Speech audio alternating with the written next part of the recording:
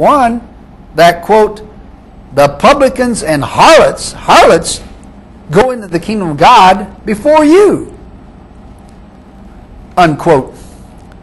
Whether or not harlots will enter the kingdom of God appears to be a matter of dispute.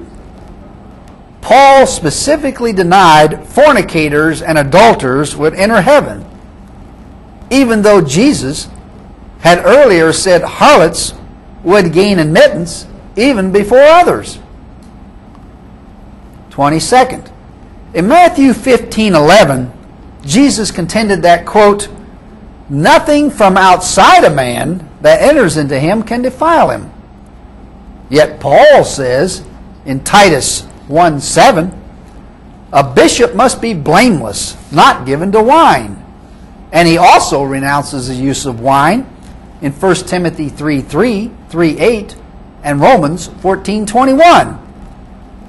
If nothing entering a man from the outside can defile him, then why prohibit the consumption of alcohol and wine?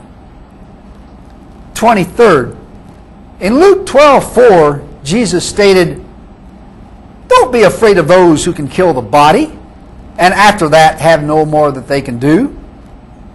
And in Matthew 5:39, he said, I say to you, resist not evil, unquote.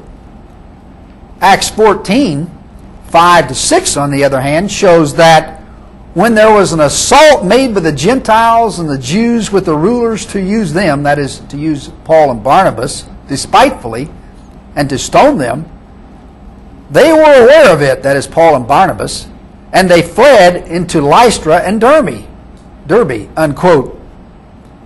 Being fearful and not wanting to risk life and limb, Paul and Barnabas ignored the advice of Jesus and resisted evil by fleeing.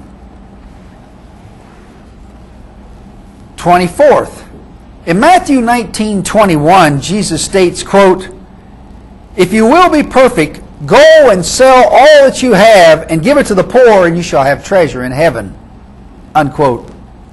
Yet in 1 Thessalonians 4:10-12, Paul says, quote, we beseech you, brethren, that you may walk honestly toward those who are without, and that you may lack nothing, unquote. How can someone lack nothing if he sells all he has and gives it to the poor, as Jesus commands? 25th, while describing Jesus in Ephesians 2:14-17, Paul stated, quote, he, this is Jesus, is having abolished in his flesh the enmity, so make peace and preach peace to you, unquote. If Jesus is the peacemaker Paul claims he is, why did he say in Matthew 10:34, think not that I am come to send peace on the earth? I'm not come to send peace, but a sword. In Luke 12:51, he said, quote, suppose you that I am come to give peace on earth? I tell you, nay, no, other division. And in Luke 22:36, he asserted, he that has no sword, let him sell his garment and buy one. That certainly sounds like a peacemaker. If Jesus was as peaceful as Paul would have us believe, you'd never know it from some of his statements and his treatment of the money changers in the temple.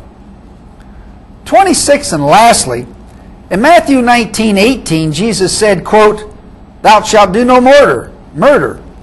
While in Romans 13:9, Paul said, thou shalt not kill.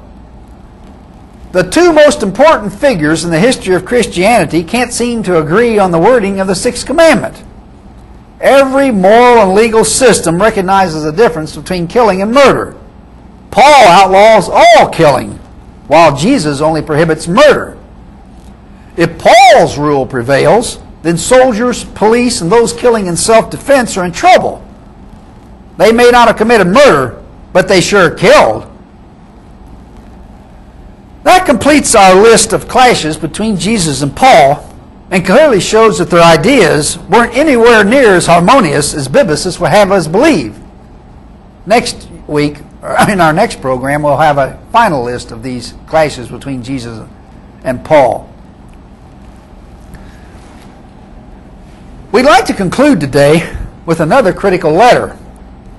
The writer states, "You complain that believers enrich certain televangelists in an attempt to buy their way into heaven, while giving money to Jim and Tammy Faye Baker and their ilk is no doubt foolish.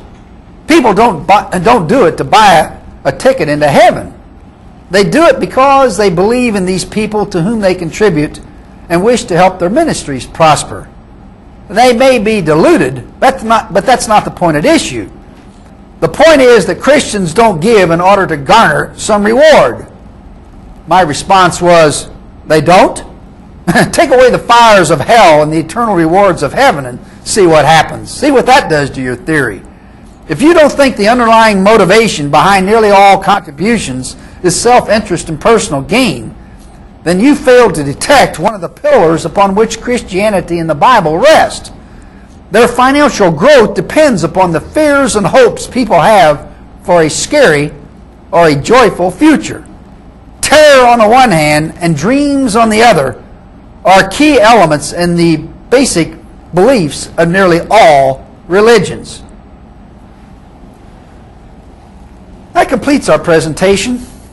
And please join us later for the 82nd edition of Biblical Errancy Commentary, when we continue showing why the Bible is nothing more than the flawed composition of some fallible human beings. Thank you for listening.